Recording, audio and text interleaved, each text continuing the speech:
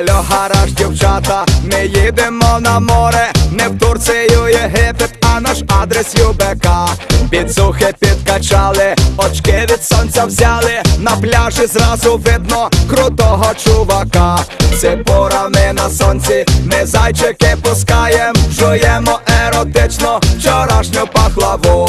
І в темних окулярах подруг собі шукаєм, я після пахлави їх інтелектом розірву.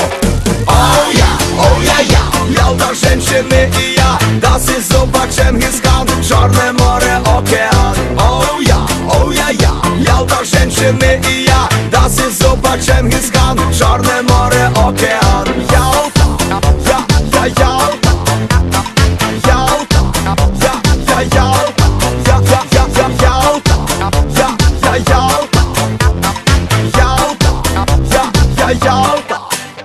Ми кубики на пресі конкретно напрягаєм, коли проходить збоку достойний контингент. І в кожній з них, конечно, креветки предлагаєм, креветки на солені і півка цілий пакет. Ми по коліна в морі лапаємо медузи, широко від захоплення повідкривали рот.